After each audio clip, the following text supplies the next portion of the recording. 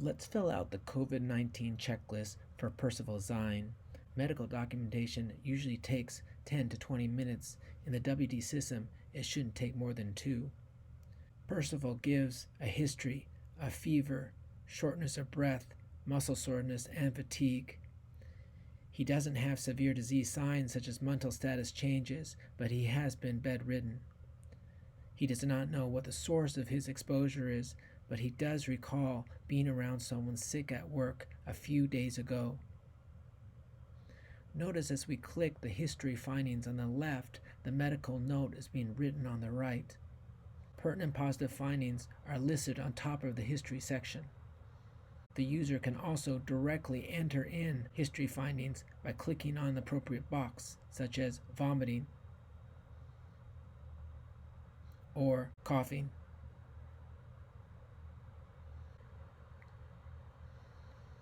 Accordingly, Percival Zine is ill-appearing. He can't walk. He's having difficulty breathing. His nares flare.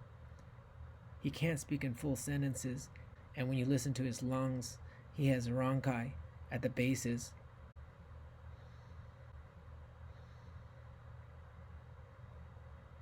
Notice as we fill out positive findings on the left, the physical exam is being written on the right as pertinent positives. This does assume that the provider is doing a complete exam, and if not, they must go in and change the findings.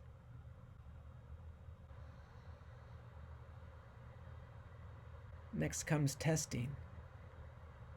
We want to send out the COVID-19 test, but we want to make sure that the institutional testing criteria has been met. This states that one should only test for COVID-19 if the patient is being admitted or there are signs of severe disease. So let's check severe disease. Doing this, we can now order the COVID-19 test.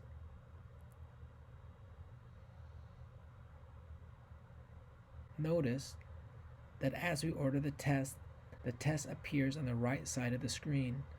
This study will be sent to the nurse for collection, and when the study is ready, the results will appear for convenient display to the provider. Let's also send an X-ray.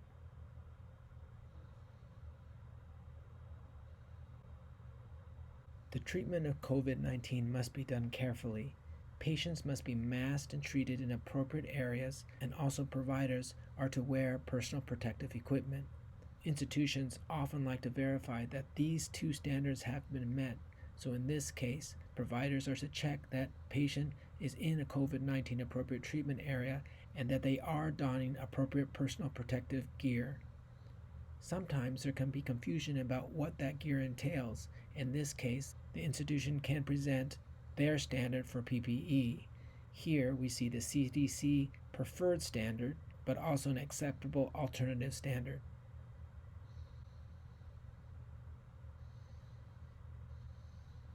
Percival needs oxygen by mask. He's dehydrated, so we would like to give him a bolus of fluid. Here we see that the institution does not have lactated ringers, but does have normal saline. We select and we give the patient a bolus of saline at the appropriate dose.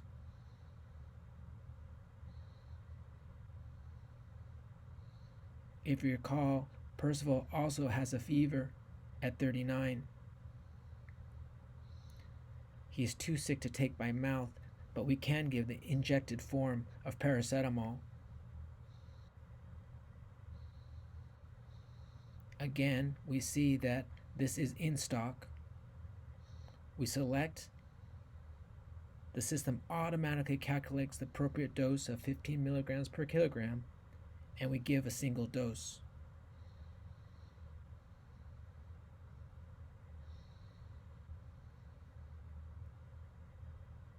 Unfortunately, there is no treatment of COVID-19. Still, many providers routinely administer antibiotics. In this checklist, the institution has decided that no antimicrobials should be given for the treatment of COVID-19. Providers are to confirm this. The X-ray is back. We see this because a blue result now appears under the chest X-ray study. Clicking this, we see the finding of Bilateral patchy infiltrates greater at lung bases suggested a viral process. Indeed, this does seem like COVID-19, though we still do not have the COVID-19 PCR results.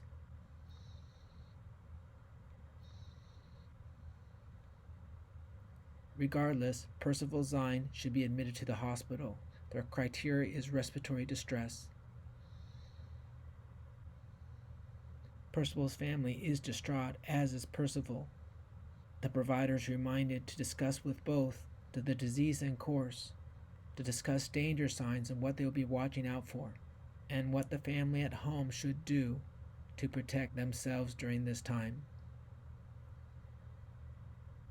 We're about to conclude the note. The quality checks has all turned green. This is a good result.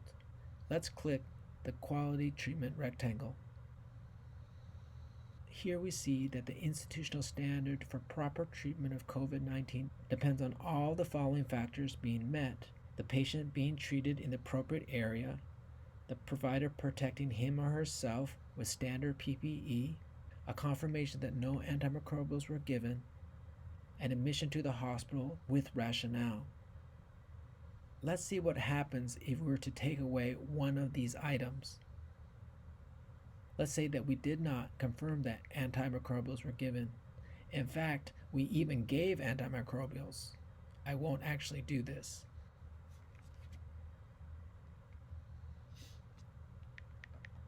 But you can see that the WC system allows providers to choose the care standard that they desire.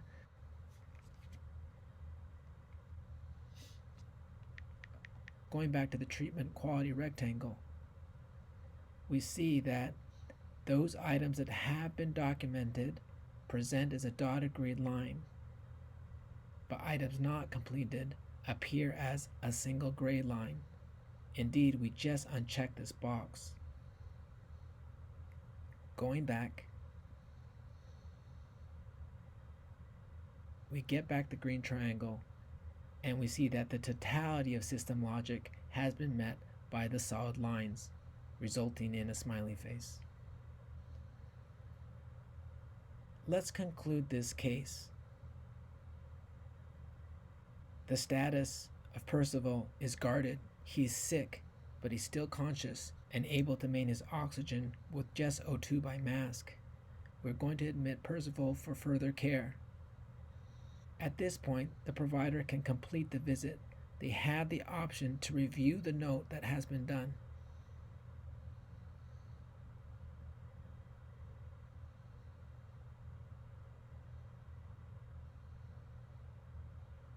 Being satisfied with this, the provider completes the visit. This concludes the care of a very sick patient.